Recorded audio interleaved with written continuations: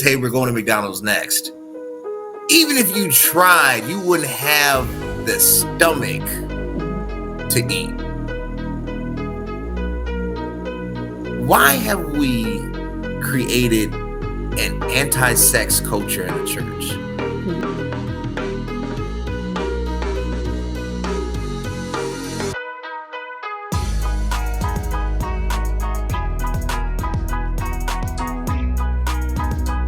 Ready to work out. Before you start, heavy or not, you want to go ahead and use your superpower to give you that strength and energy to make it through your workout. Get you some.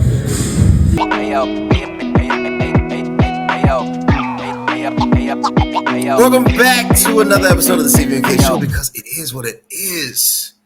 I'm your host, Cody Kelly. Look, I don't know what's going on with the weather. Right now, it is unusually warm. And since it's unusually warm, I have to cover a hot topic. And today's hot topic is what I wish I would have known before I said I do. But it's coming with a positive twist. I guarantee you it's coming with a positive twist. Right now, we got a lot of stuff going on. First of all, before we get into it, I want to thank you, the audience, because without you, none of this is possible. No matter how tired I am, I will always make time for you.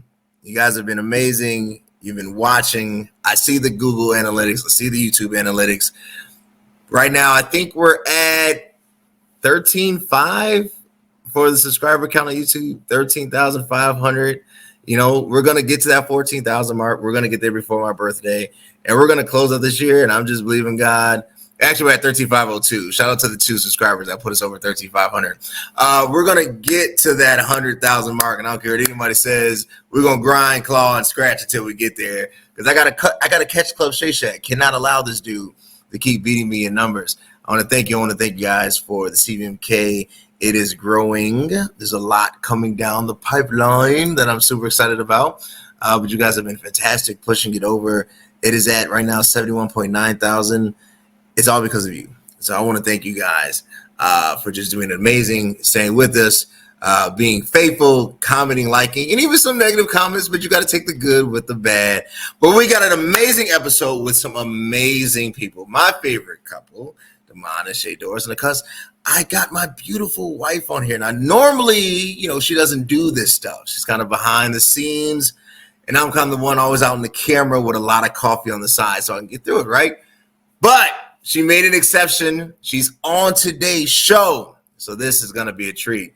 So when we return, we will have an amazing episode with some amazing people. After a quick word from our sponsors.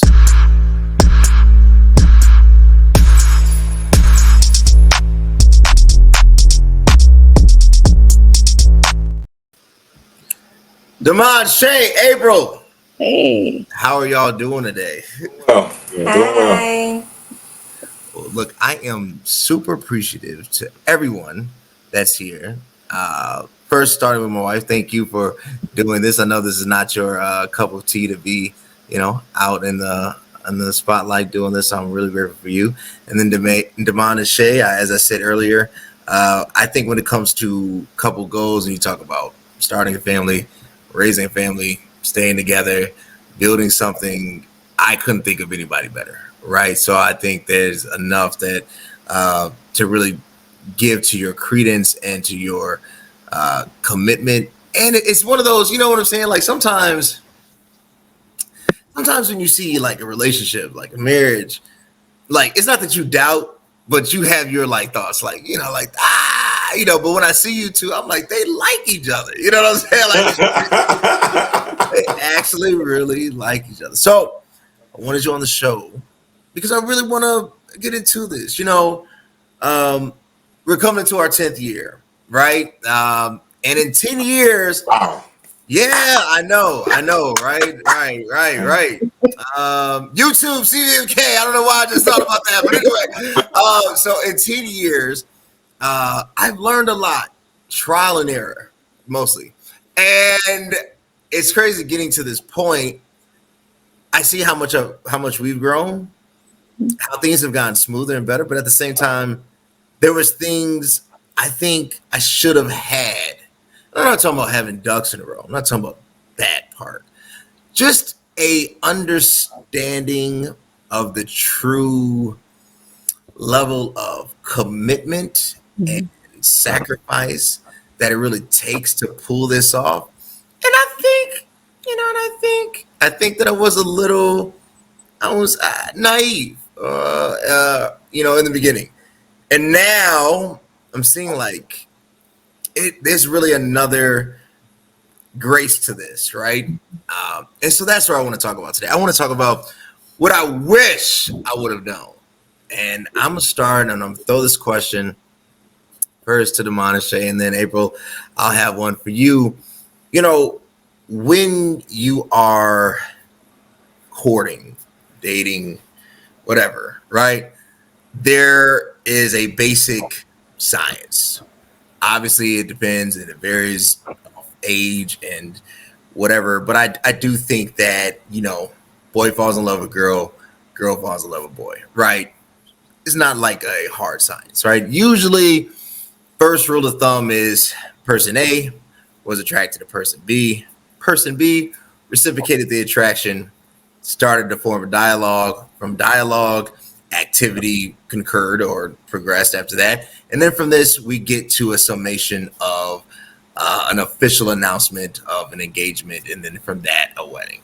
That's usually how simple this thing is, even though we make it complicated. The problem is throughout that whole process, throughout that whole trajectory, there's a lot of steps that are not visible yet, and things that sometimes you catch on the back end. And what I mean by that, I think for myself, and I told April before this started, I said, I would never change, who I married. The things that I would change is I think I myself needed first of all, two types of counseling. I needed debt counseling and I needed an actual therapist, right? Thank God. Because you start realizing what really kind of affects the gravity of your house, right? It's not this romantic fervor, it's really like how to keep things on par. And what I did not know then is that I thought I really knew myself. I really thought like Cody was complete. And then you get older, and then it seems like the closer you get to God and the more you go through life, the more you realize how incomplete you are, right? And then it starts to figure out like, oh, wow. And then you start to kind of examining your decisions. You're like, why did I buy those Jordans? Why did I run up my credit? Like, there's just things that immaturity, really, it is really immaturity. But you don't know that because in our tradition, we are taught to just give our life to Christ.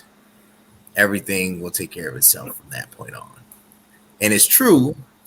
It's just not the full truth, right? So I'm going to start with you. The first thing, if you could go back, what do you wish you knew before you were standing at the altar with each other?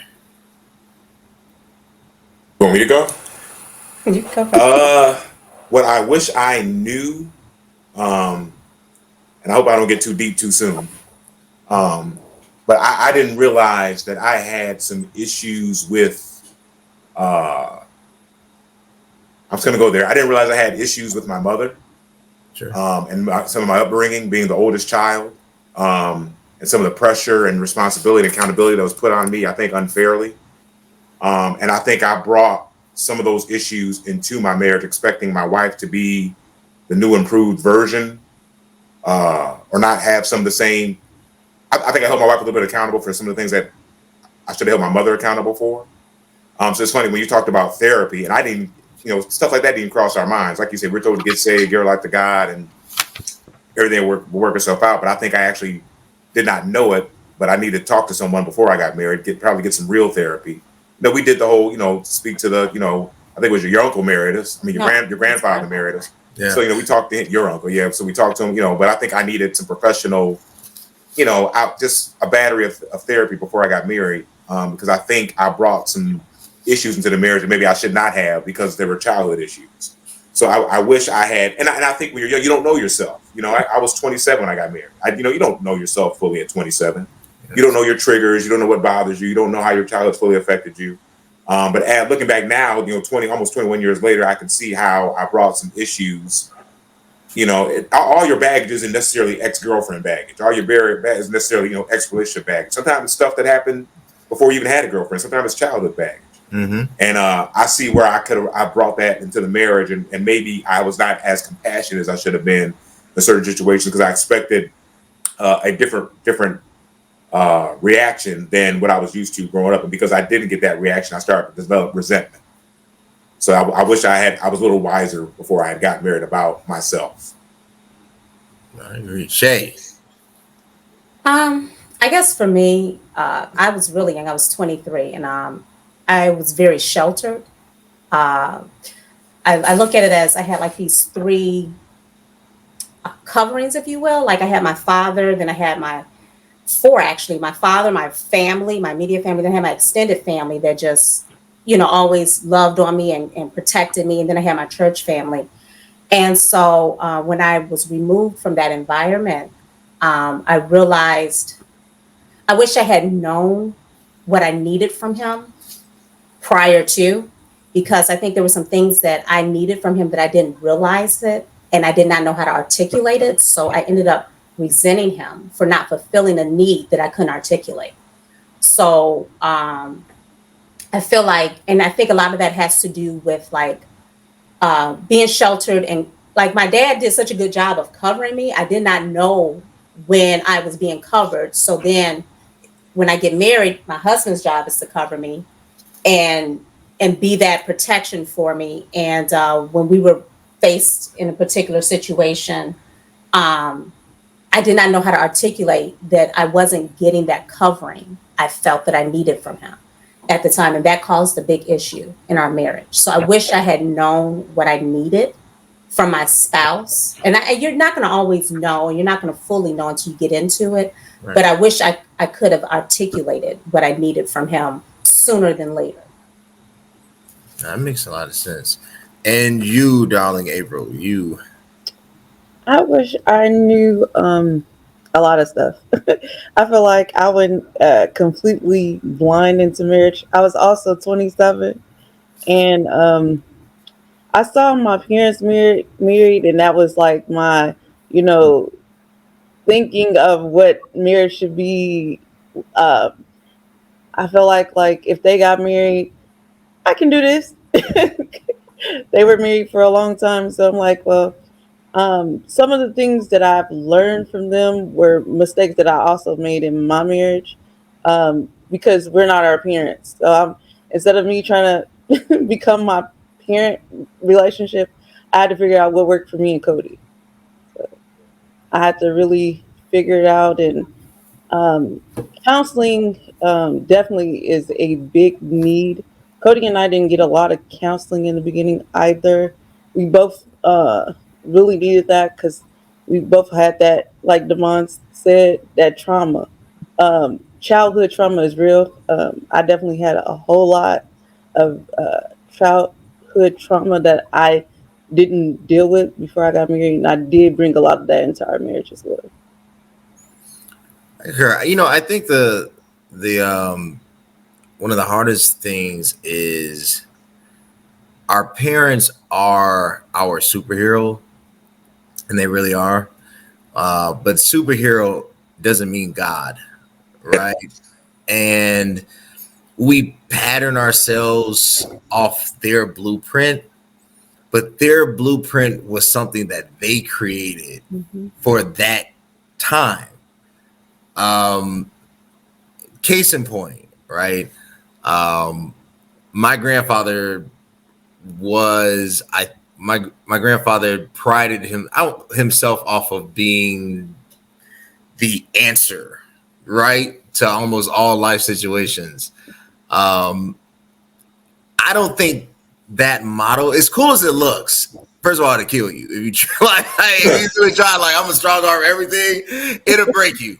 But I also think that it takes away the voice of the other, because you're the one that's always seen, that's always heard, that's always visible, to the point that somebody can become invisible really fast, right? And I don't know now if that's the best way at going at it. And I think I really tried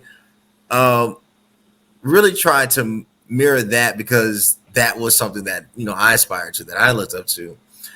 I think the hardest challenge is to realize, how do I answer the call of God without the pressure of other people's expectations, and really the pressure of necessarily the church, right? And I think sometimes for us, particularly if our parents served or our relatives served in any capacity, it was like we had to do it a certain way, or we had to have this certain whatever lifestyle. And even though it was aspirational, it wasn't always true.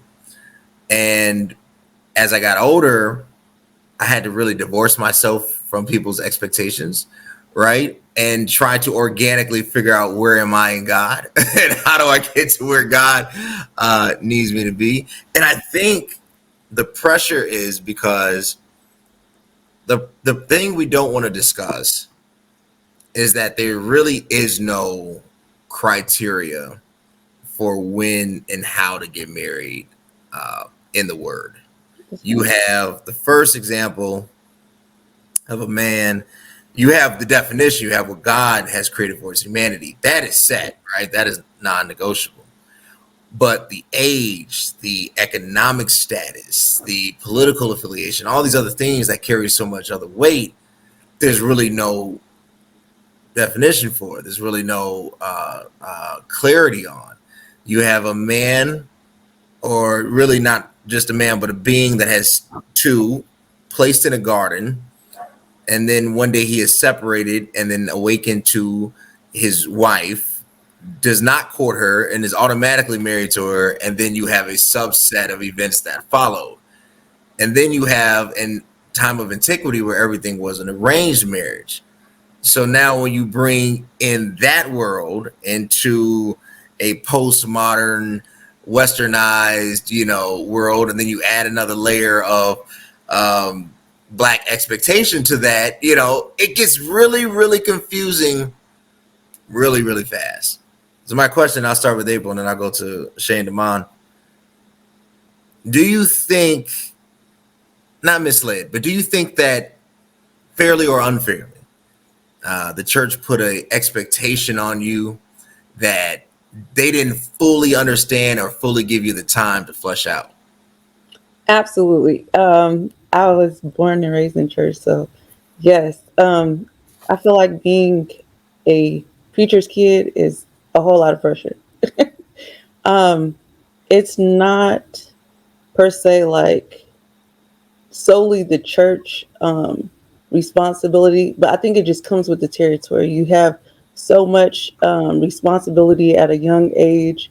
Everybody's looking at you, so it's like you have to be the voice and reasoning for everybody when you're a PK. Everybody's watching, everybody's waiting for you.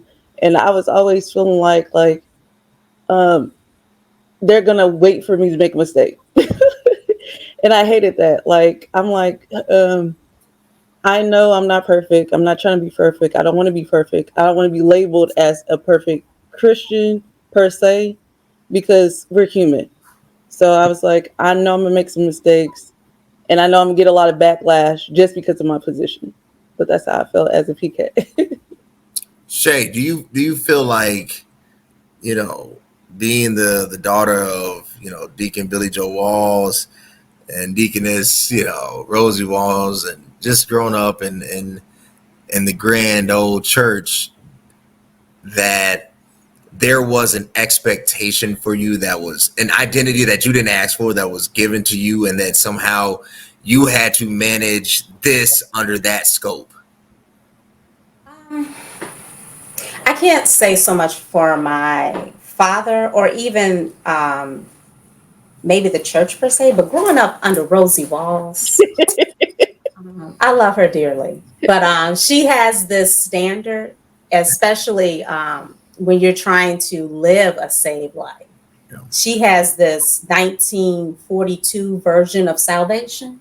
Sometimes it's kind of like, but then it came to a point where I had to have a real conversation with her and let her know, like, look, this is my individual journey.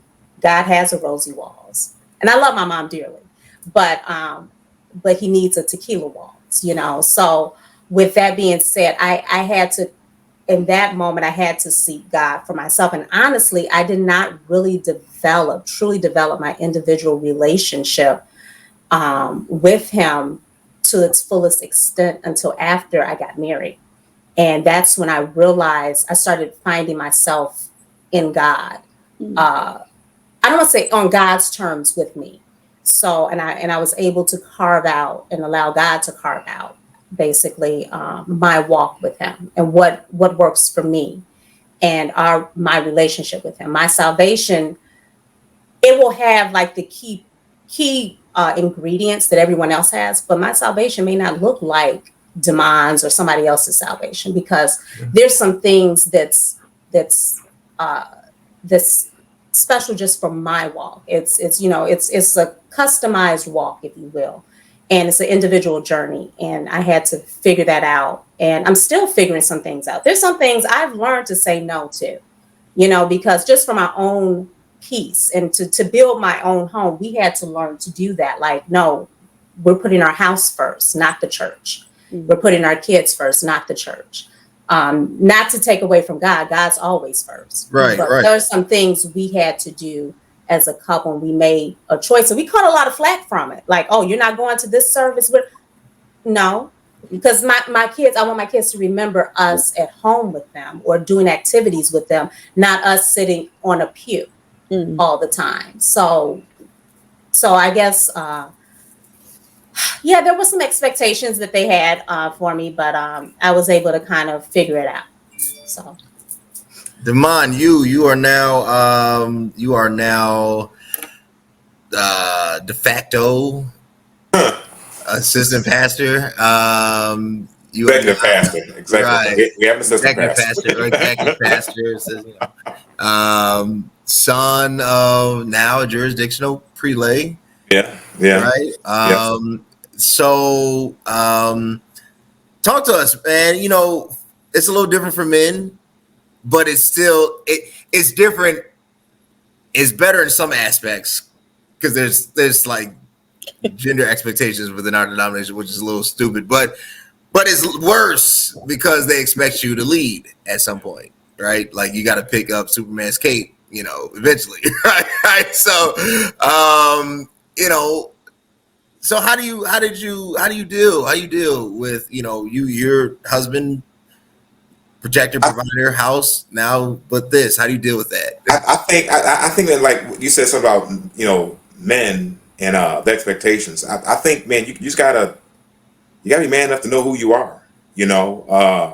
I'll tell you about there's a difference between being called into ministry and being called into pastoralship, and I think you need to know the difference. And because I hear all the time the expectation, I'm going to be the next pastor of Prayer Tower, I'm going to be the next this, next that, and I'm like, well, we know you've been called. Like, well, he hasn't called me yet, and I think you have to be man enough and confident enough in who you are and know what God has for you and what God doesn't have for you, to be able to say, like, hey, look, just because my last name is this, just because my father was this, my grandfather was this, does not necessarily mean that I'm going to be this. Right. I want to be obedient. Right. There's two things I know I was called to do. There's two things I absolutely know I was called to do. I was called to be a husband, and I was called to be a father. I know I was. I feel it in the depths of my soul. I feel it in my gut that I was called to be a husband. I was called to be a father, and I believe I've been a good husband and a good father up to this point. So I don't doubt those things. I know I have not felt that same type of gut feeling about pastoralship. And I think you cannot allow people, man or woman, and there's probably a little bit more pressure on us because we're men, especially if you're, the son of a preacher. You can't let people put you in a position that you've just not been called for, that you're not ready for. And I think you have to be man enough and strong to look at people and say, no, until I've been called, or until the Lord has talked to me, you may have that expectation, but it's going to be an unfulfilled expectation for you, because I'm not going to do it just because everyone thinks I should do it. I love my father, I love my grandfather, I love my great uncle, and they've been great leaders of our church, and we've grown leaps and bounds in my lifetime. But just because every pastor's last name's been Dorris doesn't mean the next pastor's last name has to be Dorris. It should be who God wants it to be, and I just think that's how it should be. I think that just men in the church have to be number one. I've never had church ambition, so that's one thing. I've never had church ambition. It's never been I've always wanted to make it. I always wanted success outside of the church in the professional world. I never had church ambition, so that's one thing that's probably different. I know people like, you don't want to be the next, like, why wouldn't you all set up for you? I just never had. To me, the church is not a place to climb a ladder. I've never seen it that way. It was a space to be spiritually centered. That's what I've always seen it as. I was like, I should be trying to climb the ladder in real estate or the fire department, the other things I have going on in my life. I don't want to climb a church ladder. That's what the church is there. I don't think it's there for that. If I end up being a pastor or bishop one day, that's great. It's going to be because I was called, not because I wanted to climb some type of professional ladder at church. I just don't see it that way. So, but I think you got to be man enough to know who you are. I like that. We're about to get messy. I want to get into church ambition being toxic. I'm going to go to a quick break because we got to pay these bills. So when we get back, quick word from our sponsors. I literally just tried the best pre-workout on the planet. With Superpower pre-workout, you have increased focus and a power boost every single time you work out. It's not only packed with 225 milligrams of caffeine, but it also has citrulline and creatine. It's insane how much energy and focus I had during my workouts. If you're ready to take your workouts to the next level, then ditch your current pre-workout and get the Superpower pre-workout to be your own hero. I got it with me today, even though in my bag right now we're doing Warrior Thirst, but I brought it with me. And I'm going to play the other commercial. I thought I clicked on the other one, but that one popped up. But whatever. Superpower. Yo, we having 60-degree days in February. You know what that means? Spring is going to be here very, very fast. You know what that means? You didn't do your 21-day fast. You know what that means? You still big. And you're not going to have your body right for the summer. And when you go to the island, you're going to be taking photos from an angle with a Snapchat filter because you didn't do right by yourself. I'm trying to save you. Your self-esteem is at risk, and your health and your cholesterol. You need www.cvmkglobal.store. Get a day, yo. Look at this. Come on. We got vitamin B1, B2, B3, B5, B6, B12, C, citrulline, beta-alanine, creatine monohydrate, betaine, anhydrous, gamma, which is GABA, caffeine, and dynamine. Can't go wrong with this. And if you need a milder effect like we're on today, Warrior Thirst. Use code CVMK20. Is it 25 now for 25% off? Yes, 25% off, because I'm telling you, in just a few more days, what's going to roll out? You're going to wish you could have got it at that price. www.cvmkglobal.store. All right. So, church ambition can be toxic. I think it's a noble thing to want to serve. It's a calling. It is a virtuous calling. What it is not is a resume builder. What it is not is a reason not to get a job. Yes, Oh, wow. What it is not is a justification based off of genealogy. I really don't think, and I'll start here, and I don't care, I'll challenge anybody. I do not believe the anointing is transferable. We can debate it. I would love to have you on. Call me. Matter of fact, email me, CodyMKelly06@gmail.com. I'll have you on for the show. If I had a son, my son does not qualify because of who I am, right? I'm not saying he could not learn things or she could not learn things. I'm saying that it's not transferred. Right. It's a calling by the Lord. It's a noble thing to want to serve, but it should be a God thing. And the problem is we have entered into a phase where the ambition is greater than the love for Jesus, and the ambition is putting the people in harm's way. That's what's bothering me, right? Like, it can be a turnoff, right? One of the things, and I think even when it comes to marriage, what I had to figure out, you have to be called to a ministry to serve, right? And then your wife has to have a place there. If my wife was not happy with Freedom Temple today, I would leave. That's how serious, it is. Like, if my wife is not happy, then I'm ultimately not happy, right? Because we're one. Mm-hmm.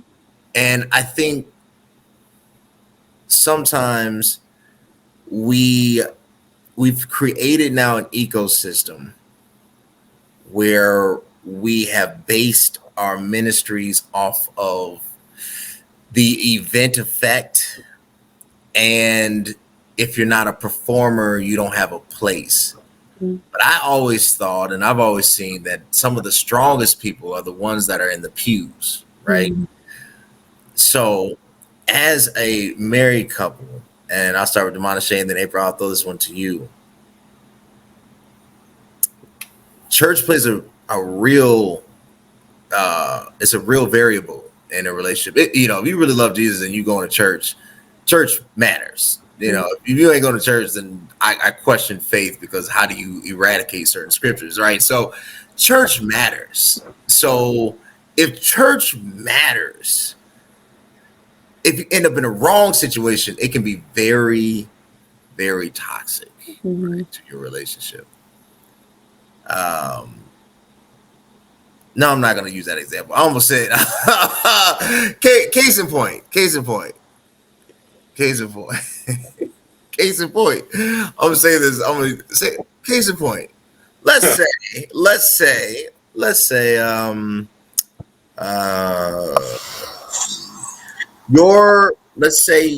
your spouse is not being treated fairly for whatever reasons. And a lot of times, particularly if you grew up in a church, you're the hometown hero, you're the hometown favorite, and your wife kind of is like, she gets looked upon, especially when she's new. After a while it dies down to a degree. But it's like adversarial, like she took him from us, right? So Demmond, being the golden boy of Prayer Tower, because you went, Shay went with you, right? Shay went with you. And maybe I should direct this to Shay. How do you deal with navigating the new relationships that church can bring? Okay, so we're starting with you. Go first. I'm going to say this about Prayer Tower. Prayer Tower was very opening. They were very open and welcoming to me. Sure. That was not my issue. The people at Prayer Tower was very loving, and everything. So it was difficult. It was difficult finding my place, because by me being born and raised in a church, I had a place at my church. I had people expected this of me. They knew where to stick me. They knew where my gifts were, so they knew how to use me. So I come in to a new church, and it's difficult to find your place and your footing, because, they have somebody that does that. They have somebody that, so you're just you sit back and just kind of watch. And so I think people are they don't know how to approach you sometimes, especially when you're married to the golden boy. But I'm just joking. But no, you're not. But they might be like, well, they don't know. They're trying to fill you out. But for the most part, they've been very open and nice. I've had other issues with really making Prayer Tower home for me. Sure. Okay. So I don't know. I'm not trying to disparage anything, but my mother-in-law and I had a very rocky beginning. And it was very difficult for me to really feel comfortable and at home at Prayer Tower with her being my first lady. If we're going to keep it funky and real, we're in a very, very good place today. Okay. But in the beginning, it was very difficult for me to find my footing. And it was solely, I would say, because of our relationship. So that would be the issue, I would say, with really getting adjusted to a new church, would be me and my relationship with my first lady / mother-in-law and navigating that. So so that's my issue. That was be my hurdle, I guess, if you will, at Prayer Tower. It's funny. I think one thing we as husbands or men do, especially when we're young, when we ask our wives, most of the time the wife follows the man, right? Especially when both go up in the church, most of the time the wife follows the man. And I can't imagine the type of, and that's a huge sacrifice. I think we underestimate the sacrifice our wives make for us when they follow us. A lot of times, not only did she leave her family, but she left her church family. That was a huge sacrifice that maybe I didn't fully appreciate or understand in the beginning, because we just told your wife follows you. But man, the strength that takes, because to be uncomfortable for sometimes months or years, to try to find a place, to try to get to that. I mean, it takes years to get back to that comfort level. It's something I never had to go through. It's like I never, we left Prayer Tower for a year, but we came back. But that's really something that I never really had to go through. I never had to leave my church family, right. And I think at times I kind of deferred to her blood family sometimes a bit more, because I felt guilty about her leaving her church family. But even then, I think I didn't really understand and fully appreciate the type of adjustment that was, the type of sacrifice that is. And I think we as husbands, I think we, like you talk about what I wish I knew earlier, I wish I had talked to someone who was older, whose wife left their church and came to his church, so I could fully understand the sacrifice that our wives are making for us. Because it's huge, especially when someone's been born. I mean, she had her father was a deacon, her uncle was the pastor. She grew up in this very vibrant, inclusive, loving, fun church family. And she marries me. She falls in love with me and marries me. And I didn't force her to marry me, but she still married me. She made the sacrifice for me. And I just wish I had appreciated that more. Man, when I think about it, I was like, wow, that was a huge sacrifice. I wish I'd known that 20 years ago, how big of a sacrifice she was making for me. And I think sometimes we as husbands, we don't understand those type of sacrifices that our wives have made to be with us. No, I agree. I know I didn't. Looking back now, I think I should have. And April, I'm gonna throw this one to you. I think looking back, Brenda Timble's home, right? And I do think I should have asked, do you want to be here? And I never asked. I was like, well, hey, Papa's old, he's sick, I was like, we just gonna be here. And I told Pastor Evans, when, he became pastor, I got you, and I literally called him and said, I was living in St. Louis. But I never asked. And I see now I was kind of out of bounds with that. I wasn't even thinking. I was like, look, if I'm good, she good, we good, right? But that's not really how it works. Right. So for you, right? I admit Kojic is a very acquired taste. It's not. That's a great way to put it. It is. There's a lot of things in our church that do not make sense. We have meetings that don't conduct any business, and it's just church. We have made up titles that are not found in the Bible. We have a lot of stuff that just is theologically ignorant, but hey, we go with it because this is us, right? This is us. So, and I'm not mad at it. I'm not throwing shade. It's just, it is what it is, So, for you, how has that adjustment been? For me, I was blessed at a young age. My mom had us, first of all, at different churches anyway. I always joke with my friends and family, because I always tell them, my mom had us at Awana's, which is an all white church, and we were the only Black kids there. So my mom, so I grew up as a child at with the white kids, and I started clapping off beat. But I also had the balance of the Black church as well.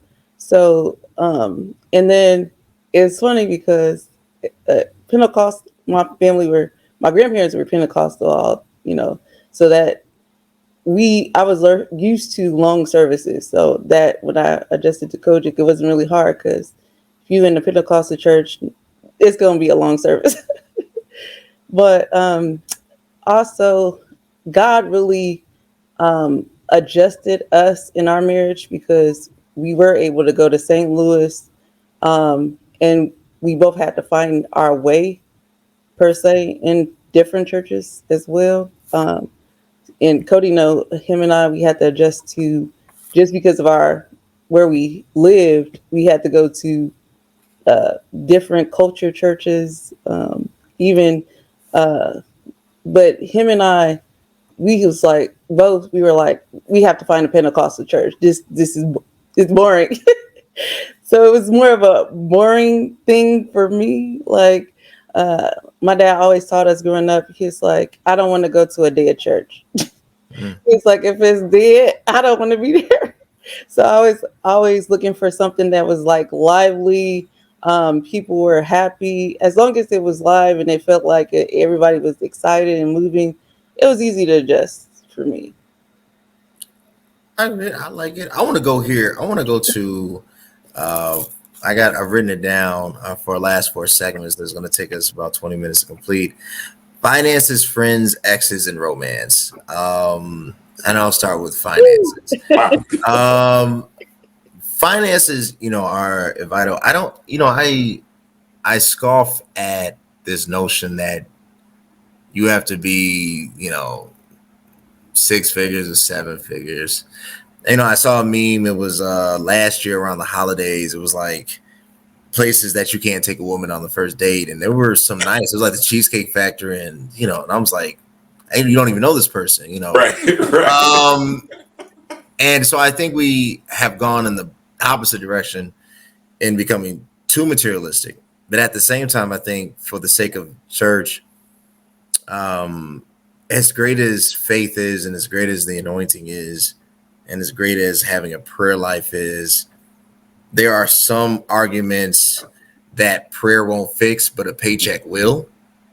And I think it is ignorant to use your salvation as an excuse for what your bank account lacks.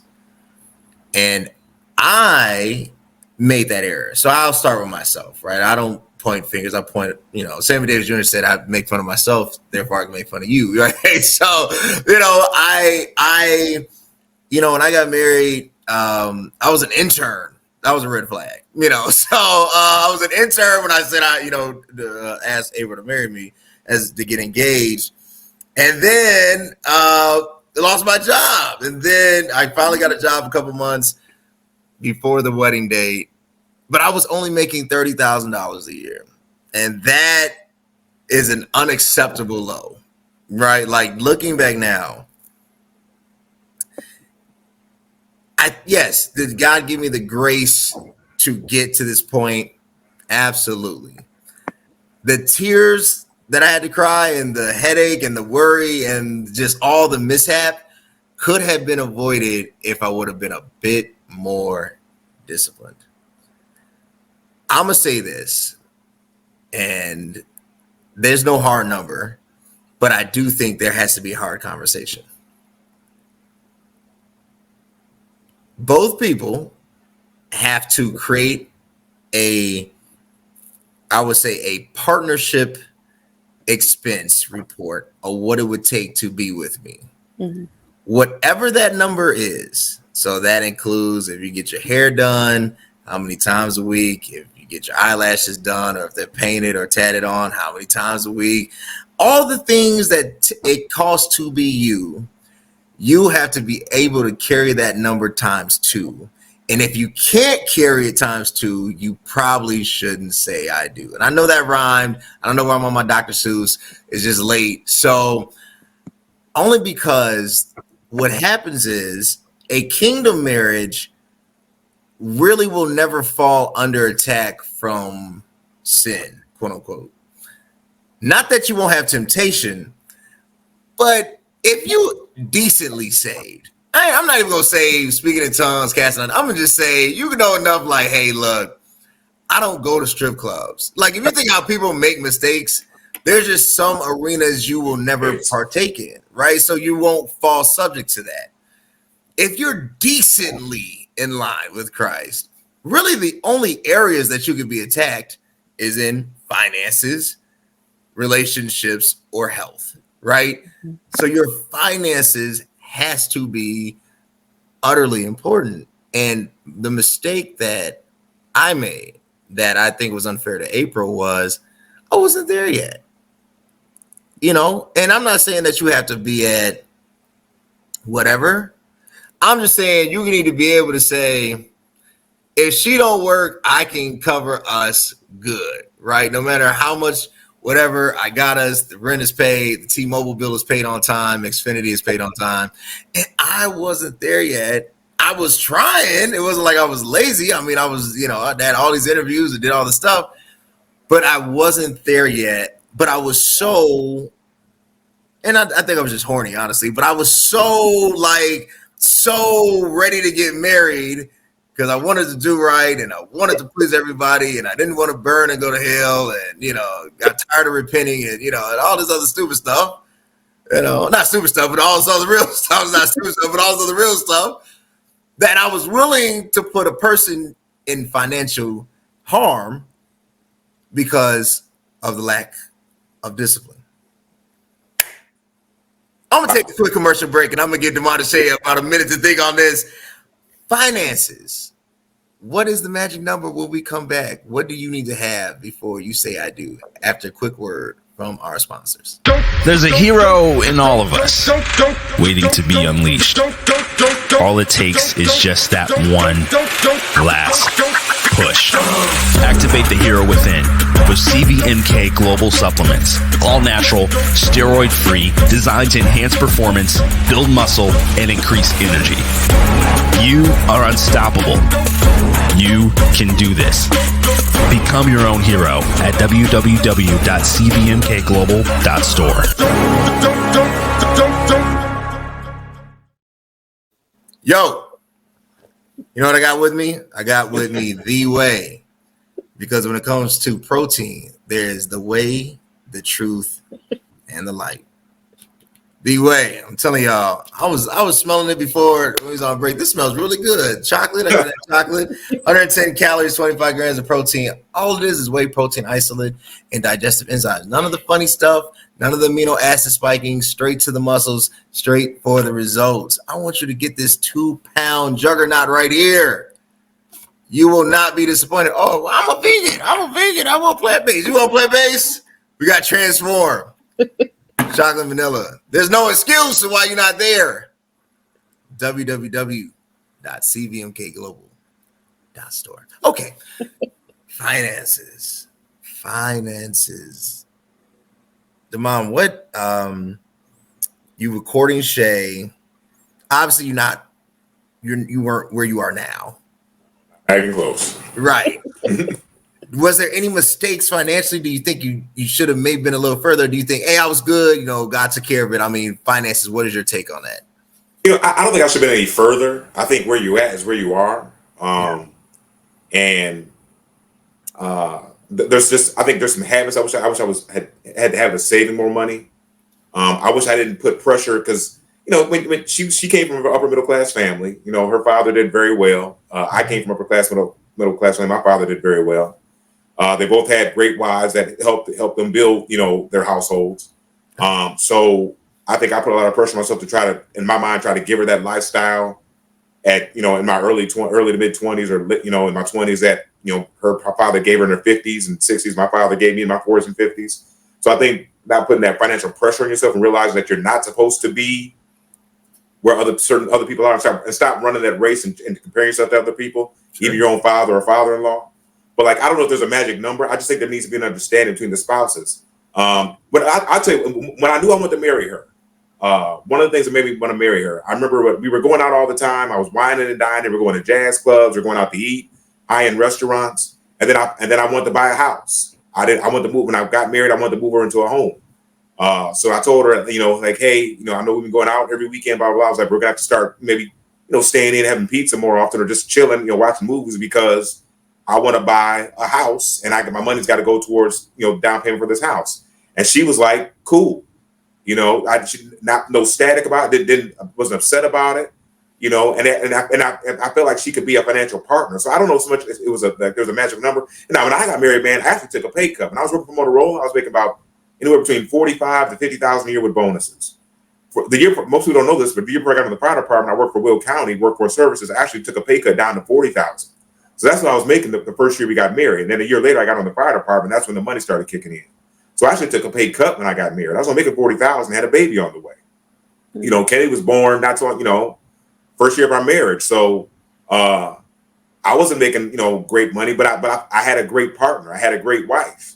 Man, I mean, even to this day, some of the best times of my life were just sitting at home, eating pizza, looking at the baby, and sitting on the couch watching TV all night. Mm-hmm. Like those are some of the greatest memories I still have. And it might have been a $20 night, you know, but those are some of the I look back now, some of the best times of my life were when I thought we were broke. I mean, and you were in America, you never really broke, you know, but when we thought we were, you know, we're broke, didn't have much, couldn't do much.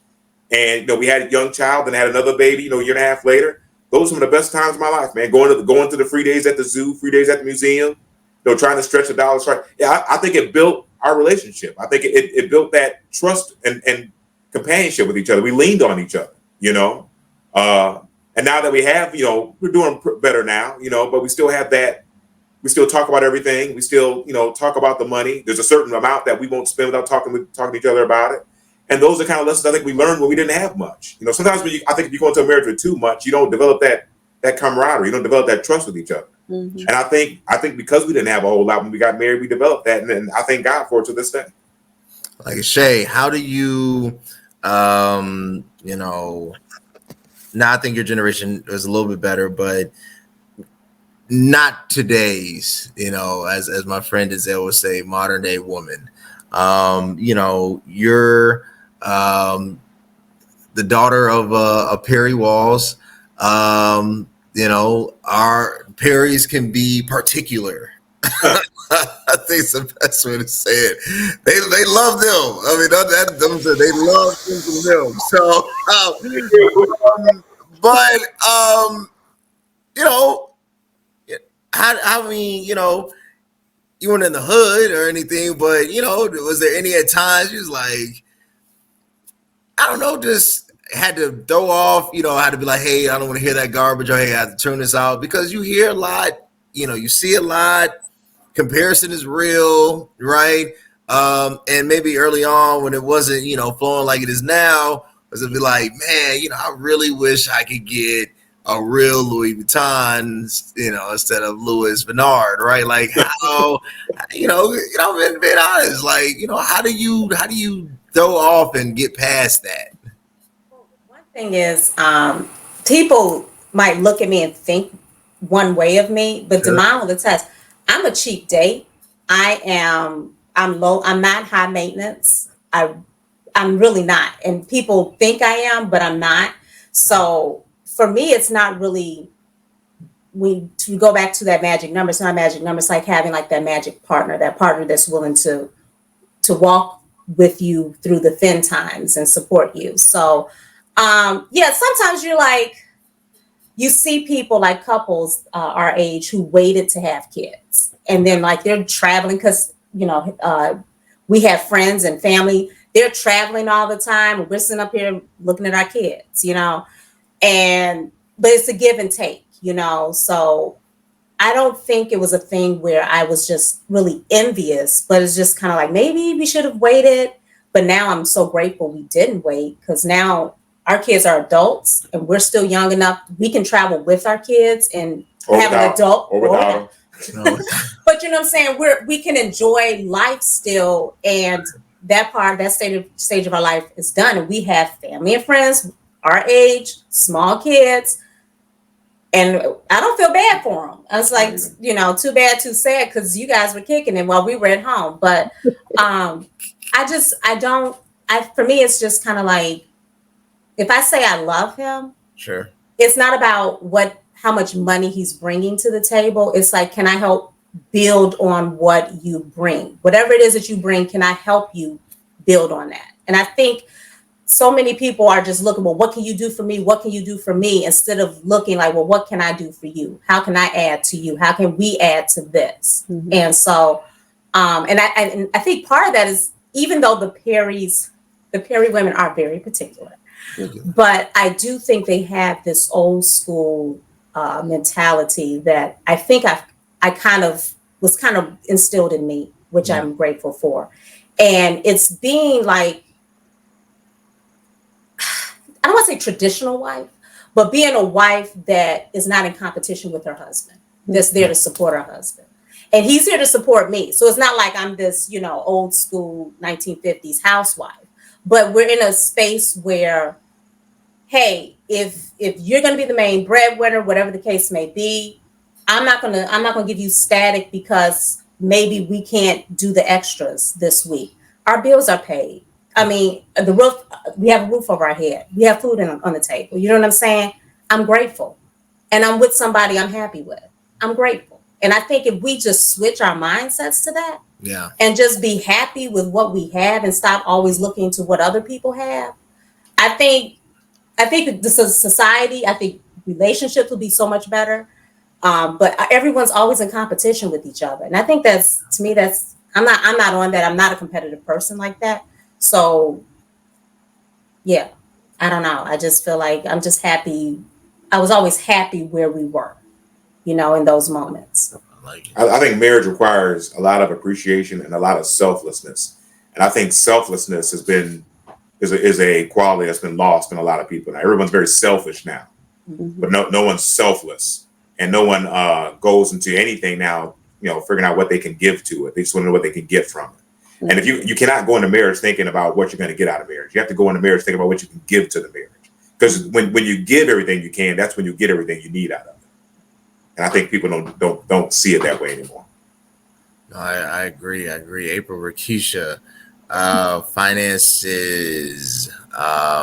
You've been super patient, and you have experienced the full roller coaster of CVMK, right? So, how do you not get sucked into the distraction of this modern day? You need to have this, and this, and maybe I check one or two boxes, but let's say I'm not on all 10 right now, right? How are you navigating this? Well, I watched my dad.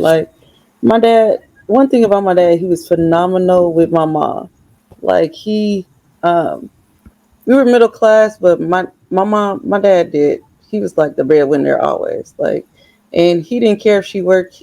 He actually wanted her to stay at home because he knew the importance of kids, and especially at those teenage years and the wildness. He'd rather for her to stay at home than to work. And at first I didn't understand it, but if my mother wasn't there at those times of those teenage years, I think it would have been a lot different story for my brothers and I. We were, I guess, growing up in a smaller town, you're exposed to a lot more temptation because it's boring. You don't have much opportunity. So it was easier for us to kind of get in trouble and kind of like sneak out and do bad things that we really wasn't supposed to do. But my mom, by her always being there and keeping us accountable and teaching us the values of life, and then some of the things I thought she was a little bit tough on, but like now that I'm an adult, I appreciate everything that my mom did. Like if she wasn't there, I feel like if she was she wasn't focused on job per se, she was focused on kids. We were her world. And sometimes I feel like that was a bad thing to a fault though, because we were her world. Like she wanted to make sure we had everything we needed, spiritually, emotionally, financially. She was just there. Like my mom sacrificed a whole lot for us as kids, and she would tell us, she instilled in us to work hard, put God first, pray all the time. Like, and if it wasn't for my mom, like, I probably wouldn't have the core values of just people always be like, you're a old soul. Well, that comes from my mom. She instilled in me great values of being appreciative, being thankful, saying yes to me and no sir, how to do everything. Like, I was like, Mom, you sacrificed so much. Like, I'm super grateful now because I'm like, a lot of things that I probably would have gotten in trouble or messed up, but my mom always knew where we were. Like, one thing I can appreciate, like, we could never say like, I'm going to a party and she's like, she didn't know where it was. She knew exactly where we were at all times. So Like, would you say that your financial philosophy is strictly from your mother? yes, I feel like for me, I have a balance though. My financial background, I saw my dad work super hard. For one thing, to take care of my mom, and I didn't want my husband to have the load of my father. I knew how much pressure that is on a man to take on all that pressure of finance. Like, that's a whole lot of pressure. That's a whole lot of sacrifice for one person to have to do anyway. Um, it's hard for it was hard for me to see my dad do everything. I call him Superman because he literally he held the fort down. Like, whatever my mom wanted, he gave it to her. Like, she's kind of in a sense spoiled, but um, he held it down, but also saw some of the unfortunate things with him that affected his health of trying to carry that weight too. It is a give or take. Like, being a strong man and carrying for so many years, that is hard on a man's body. It's hard on them. It's very stressful. And not only did he carry that, he carried a church. I was like, wow. It's like, Daddy, I don't know how you worked. My dad was blessed though. God gave him so much favor. He was never fired. I was like, Daddy, how do you, like, he used to be laughing, looking at us.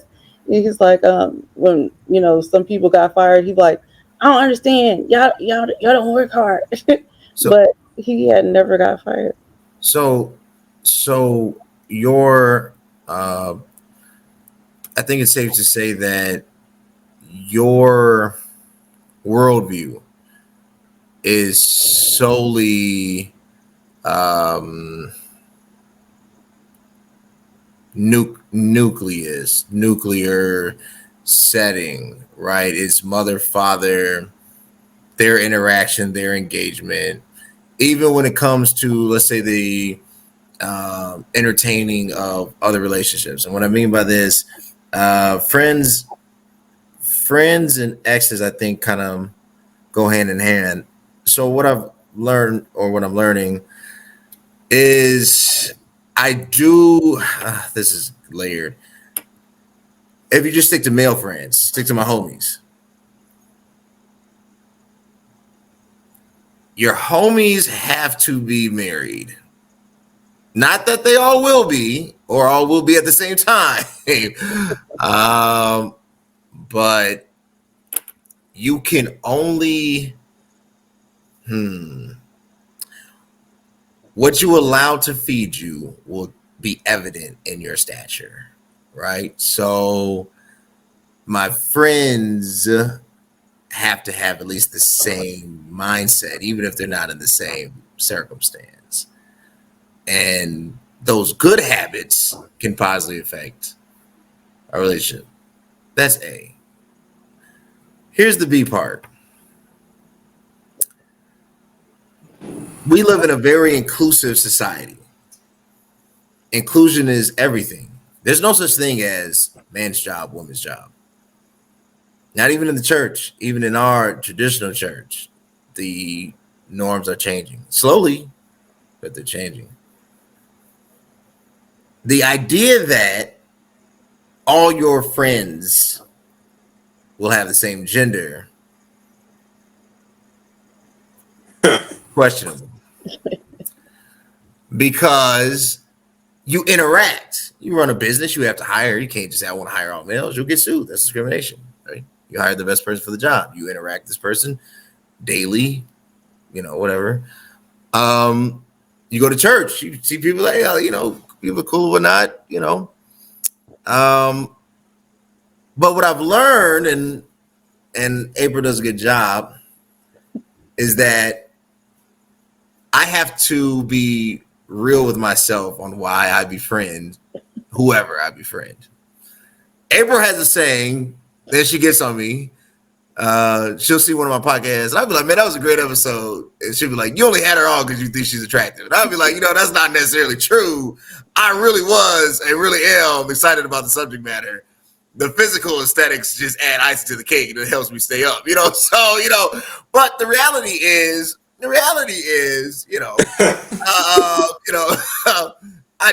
love my podcast. No, the reality is you got to be honest with yourself. And what you find out is that your wife knows your type, right? And that, I didn't think, I thought like when you got married, like you never have another attraction.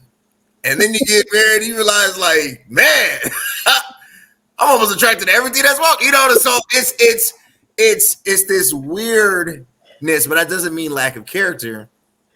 That just means I'm not going to ruin my covenant because of some immature feeling, right? And you have to have these conversations, these hard conversations. And my wife has had to come to me, because we, business is growing, expanding. We're doing a lot of things, a lot of different people. And then fitness, fitness is very sensual. And sometimes you work with very, very physically developed women, so it's like, it just, I'm not blind, not Stevie Wonder in this thing. So I see what I see and I just keep rolling, right? So, but my wife has done a great job. First of all, being with me everywhere I go, so, because I don't go anywhere without her now, I don't want to fall on that landmine. And then the other thing is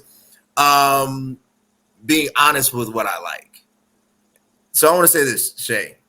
Have you ever had to come to Demmond and be like, I know, so-and-so, thinks you're the funniest guy ever. The reality is so-and-so likes you. And if so-and-so does that thing or tries to hug you one more time, I'm going to punch so-and-so. Does there ever had to be a talk? Because, and it's not that you step out. No, it's not an issue of integrity, but it's an issue of, you're not dead. He's not dead. Right? Yeah. Yeah, go ahead. No. So the thing is, what I've found, women are much more disrespectful than men. Yes, much more disrespectful, and I find it interesting. What I realize is because people say, "Oh, Shay, how do you keep, your weight down, or how do you look?" Listen. I know women, right? And if they catch me slipping, they're gonna try to slide in. Mm-hmm. So the thing is, and they'll still try to slide in until they see me most of the time. Most of the time, if he's out, whatever, blah, blah, blah, it's a little extra touching, holding on to the bicep a little bit too long, or, and it's crazy because I'll walk up. Sometimes I'll just sit back and watch. I'm just watching the whole, I'm like, let me pop some popcorn and see what happens here. Let's see how he handles it. And then he plays dumb. Yeah. Like, what are you talking about? I'm like, dude, like, if she touches you one more time. Or when somebody is trying to supposedly be preaching in the pulpit, a woman, and she keeps referring to your husband's name, calling his name all the time in the pulpit. So, because sometimes people say, why do you sit? I like to watch. I sit in the back of the church because I like to observe just people, period. But to see some women, the way they act with Demmond, and they don't realize he's married, and then you just watch him staring at him across the church, hilarious. And so for me, it's at a point where most of the time, unless it's extremely disrespectful, it's funny to me. It's whatever.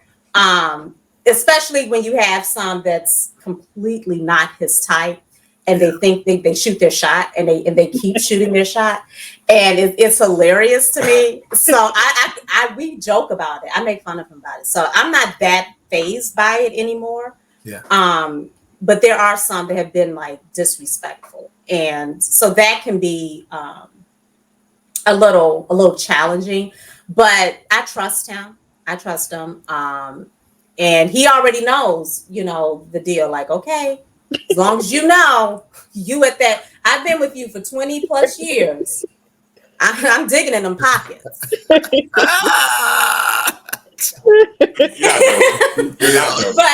But yeah, it's just the point that it's just to point out, like, I trust him. Like, I don't, but women they're much more disrespectful. Guys, if you have a ring on, most of the time, they'll speak, or they'll, and they keep it moving. Half the time I don't even know if a guy's trying to holler because it's so casual. But it's just kind of like, but they're much more respectful than women, and it. Women. No, I agree. I tell my husband, I said, women position themselves. They will not blatantly, because he always be like, well, nobody's blatantly said anything. I said, they will never blatantly say that they want you. They're going to position themselves. So I tell them, like, they're going to make that contact. They're going to make that move. They're going to touch you. They're going to hug you in a certain way. They're not going to just be like, oh, you look good. Like, they're not going to approach you like a man. They have like subtle things that I think women, we know women. Like he always say, well, I know men. And I was like, well, I know women. Exactly. You know women. That part. Demmond, you had to check anybody, and I had to go. I'm not worried about the church, because a lot of the church dudes, let's be honest, they don't. So, but you got other places. You go to the gym with your wife. You had to be like, hey, hold on, homie. Well, yeah. I mean, I will say that I think women are much more blatant. I think she's had to do it more than I've had to do it. But I see, the Facebook requests of guys. You're not friends with me, but you want to be friends with my wife. Yeah. You see the guy, you see them looking, and then, and I think when guys shoot their shot, it's a lot slicker. Like, it's more like, hey, what's up going on? And they still want to see how she responds. And I think when she doesn't respond, they kind of just move on. So I do think men are more respectful than women. So I don't think I've had to be as diligent as maybe she has. You see her now. Do guys look? I see them all looking. They're all, it's when we're in the store and we walk past, and then I'll turn around and say, okay, man, you trying, when she walk past, they want to look at her butt. So I'll turn around and then guy, like, now I knew you was gonna turn around, I knew you was gonna turn around, So I think she gets a lot of that, and she's not paying attention, but I see it, the up and downs and the extra smiles. But as far as like actually checking a dude, maybe a few times, when a guy just, I don't think he's getting through his head, or he thinks he's got, maybe a few times. Yeah. It's funny. There's one guy that used to go to my church, lives in Atlanta now, and I know he knew we were married, but he tried to holler at her anyway. This is about maybe 6-7 months ago. I'm like, dude, we're married, but I think he wanted to see how she was going to act, so stuff like that. Now, next time I see him, I am going to check him. Next time I see him, next time he's in town. You should. But I mean, I would say she's had to deal with. Women are much more sneakier than we are. We're kind of dumb. We're kind of obvious. Yeah. So I think she's had to deal with a little bit more than I've had to deal with. And women are delusional too, because they'll make up a whole relationship with a man in their head. Yeah. And it's just like they think there's someplace. Yeah, it's a whole thing. Yeah. It's that thin line between love and hate. No, I play dumb. I'm gonna be honest. I stay out of fire by playing dumb. I'll be like, she don't like me. I'm thinking to myself. I tried that. Don't work for me. Right. The other thing is, I really try not to. So like, I really try. Like, I got a rule of thumb. I first of all, I'm seriously afraid of Jesus, and I'm afraid of April. Because I love them, right? But I really don't want to go to hell. But I really am honest with myself. So I try to create as much distance as I can for what I know I can't handle, right? Now, obviously, there's some things that are unavoidable. But I play dumb. So if you play dumb, you can never, you know what I'm saying? You can never pass the test. So when it presents, I'll be like, oh, that's what you meant, but in the back of my head, I already knew, so... But they don't know, and that's how I keep it guessing, And I admit, I do think, and everyone's checked me on this. Sometimes the attention though is enough. You know what I'm saying? Be like, you really, they be like, I was just joking. You know what I'm saying?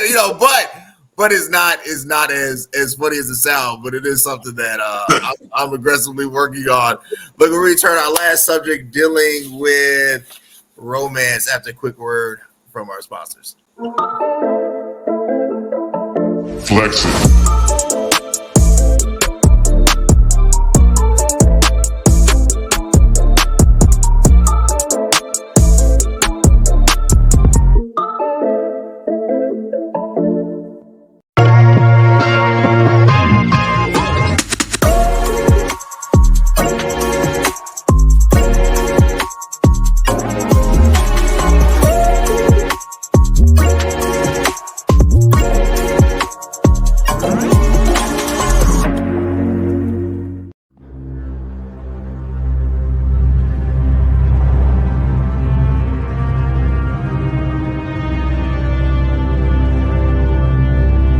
Shoulders and back workout. That's a wrap.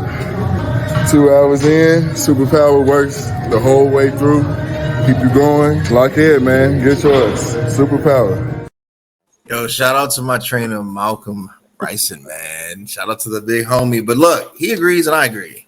Superpower really is the best pre-workout on the planet. And I know you can see it on the planet. Get it today, y'all. www.cvmkglobal.store. Stack it with the way, or like I'm in a cutting phase right now. So I've been on this plant-based kick, transform. And then do yourself a favor. When you trying to, you know what I'm saying? You just want the look, add the super thick creatine. I'm telling you, there's days I look like Mini Arnold. www.cvmkglobal.store. Okay. Romance is never taught in the church. We over spiritualize everything to the point that it's like, you know, I've even heard of people in the faith trying to preach out of the book of Songs of Solomon, which doesn't make sense because there's nothing divine about it. It's literally like mini porno, right? In the text, right? Like, hey, I think this, God don't give me for that joke, but you know what I'm saying? Like, it's really a very seductive writing. There was no theological significance. Most argue that the reason why it was left and it was canonized was to show the romance that a man is supposed to have for a woman. It was instructional, and that's the theological debate. Somehow we just sermonize and, you know, say goofy stuff and, you know, but sex is important. Romance is vital. And something that we don't want to deal with is that I really believe it's hard. And if falling is feeding, you can't fall if you're already full. And what I believe is that when them in the faith fall, is because they were hungry anyway. If you were full, it's just like this. If you go to a buffet and you kill it, I mean, you eat everything in a buffet. If somebody says, hey, we're going to McDonald's next, even if you tried, you wouldn't have the stomach to eat. Why have we created an anti-sex culture in the church? When the reality is God invented sex, and the language and the communication and the discussion around it should be owned and dominated by Christians, and yet we won't even say the 3-letter word. But yet Children's Church is growing. You know, I've only been to one wedding, and that was last year. You know, so I don't know what these folks doing. I know what they're doing. So why won't we discuss sex? Demmond, executive pastor. Well, it's funny. I think one of the reasons it's so taboo because I think it's one of the most human things about us, and we're taught that our humanity is wrong. Everything about our humanity is wrong, and I think that's incorrect teaching. I think sex is natural. It's between a man and a woman, a husband and a wife. I think it's one of the most beautiful things that we can do for one another and with one another. You know, and I think inside of a healthy, loving marriage. It should be expressed. It should be, you know, partaken of often, you know, and I don't know why the church, I don't know why the church even gets involved in it. You know, I remember a gentleman that asked me, about something that was okay to do something with his wife. I'm like, man, that's your wife. Like, why are you asking me that? Like, whatever. If it's fine, if it's good for your wife and she's fine with it, it's good with both of you all. Like, and I appreciate him being open and honest, and asking the question. But like the fact that a grown man has to ask if he can do something with his own wife. True. Like how much have we infiltrated this and made people feel guilty and ashamed about something so basic, a basic function between a man and a woman? Because I really, without sex, you don't have a marriage. You just have roommates without sex. Without romance and sex and that intimacy and the laughing, the cuddling, the holding. Because it's more than just the actual act of itself. Right. Like you said, the romance. The conversations. Just cuddling, and that's all important. And I don't know why the church should encourage that more. I don't know why the church does. I just think because it's such a human part of us, and the church has really taught us, that everything about the world is wrong. I think they've rolled sex into that, and of course, sex outside of marriage is wrong. Yeah. And I think maybe they're trying to discourage that by discouraging everything. But I think we need to teach that sex inside of a marriage is ordained. I mean, it's godly ordained. Like you said, He created it for us, and it should be embraced. And I think we should probably talk about it more in certain church settings, so that hopefully people will be more educated about it. And maybe those that aren't married, when they understand the responsibility of it and the accountability of it, maybe they'll think about it before they start partaking it before they get married. I like it. Shay, in the mothers' meeting, when the women meet, and I don't know what they do, and the women's discussions, does this topic ever come up? Does I'm not gonna name any names, I don't want any smoke, but do they ever say, women of the Lord, y'all need to, is there any attention given to this vital function of romance? Funny you would ask me, because I'm usually not at the women's meetings. So I think to some degree, they've had some conversations, but it's not really to the degree where I think it should be taught the way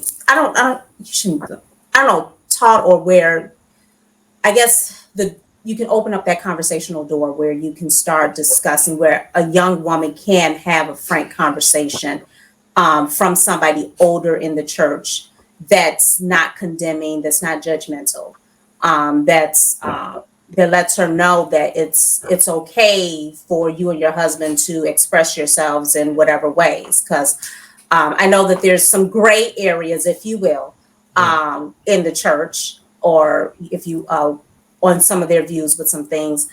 But I feel like that's between you and your husband.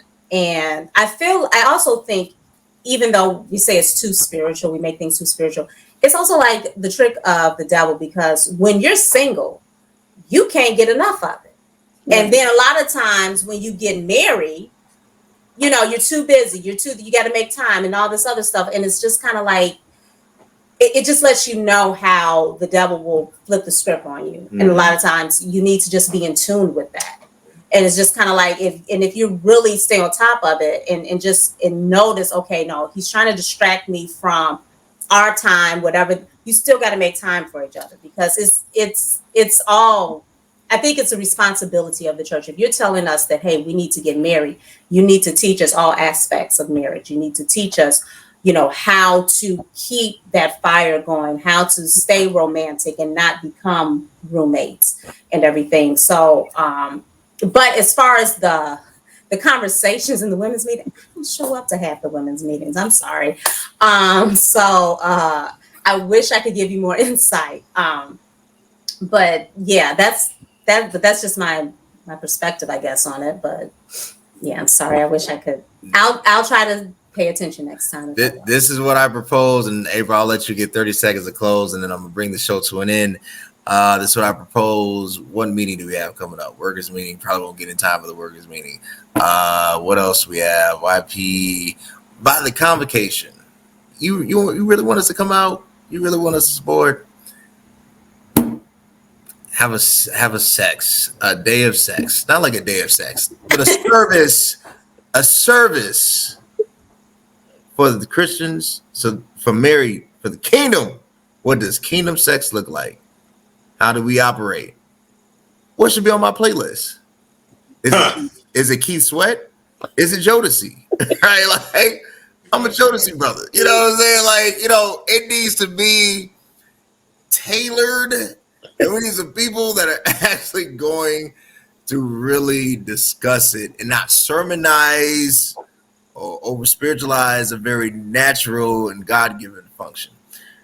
April Rakisha, you got 10 seconds and I'm gonna close out. How do you keep the fire burning? How do I keep the fire burning? In 20 seconds. Babe, I don't know how to answer that question. I'm gonna go back to the church question. You got 10 seconds. You heard it. I know. I'm gonna go back to the church answer. I just feel like everything today is perverted, and we do need to have realistic conversations about sex. And because today's generation is missing the innocence and the innocence behind it. Like, there is innocence when you're married and having sex, and then I feel like the TV now, there's no innocence anymore. It's just there. Like, when Cody and I watch movies, I'm like, why is it just there in front of us all the time? Yeah. Like, the innocence of it all is what's causing to me, it's more of a perversion thing that that needs to be said in the church, because if the world is giving it just the way they are, then what do we tell the kids that's looking at that stuff? You know, there's no way to really protect them anymore from those conversations. I mean, they're exposed more than we are. Well, I think that's an issue of parenting. Yeah. But I also think that's an issue of you have to educate your kids first. I mean, like, my dad, educated me on the matter when I was 10, so I didn't have to rely on school to present something, a narrative that I didn't already know. Right. So I think what's happening is our parents are not parenting, and that's another topic for another day. I think we got grown kids having kids, but we got very few parents out there. Look, this has been another amazing episode of the CVMK show, because it is what it is. I appreciate my guests. I'll let them give their sign-offs. Demmond and Shay, where can the people connect with you? What do you got going on that we need to take a look out for? You can find me on Facebook or Instagram. Demmond, actually, I'm running for Will County Board, districts number 7. The election's March 19th is the first primary. My fundraiser is going to be February 29th at Cimino's Pizza in Joliet, Illinois. So it's my first time running for public office. So anyone out there living in the Joliet, Will County area, vote Dorris, March 19th, Dorris for Will County, District 7. Y'all vote. We got major elections. We got an old geriatric and another old geriatric running for president. Yeah. We need younger people who were born before. Biden was born before World War II, right before the atomic bomb. We need people that grew up with New Edition and not Howdy Doody. If I would have known that, I actually would have came. We got an impartation service.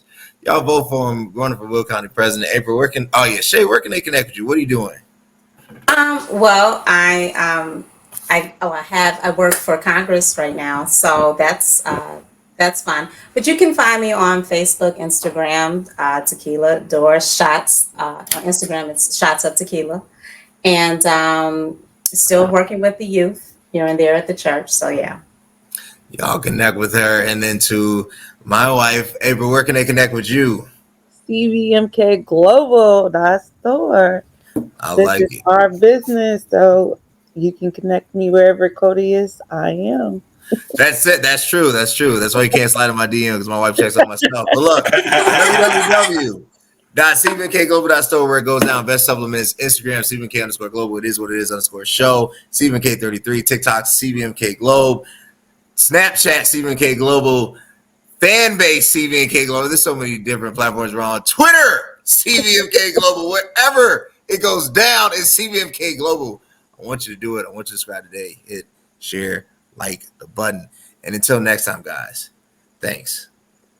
If you think exercise alone got me looking like this, well, think again. CVMK Global Super Thick got me right. I'm obsessed, and yeah, I won't stop talking about it because it helped me grow in all the right places. Its creatine provides a fast and reliable way to increase your power, size, and shape, and it's scientifically proven to help you reach your physical goals in a safe, controlled manner. So if you want to increase muscle size, pump, and thickness in your muscle groups, you need Super Thick.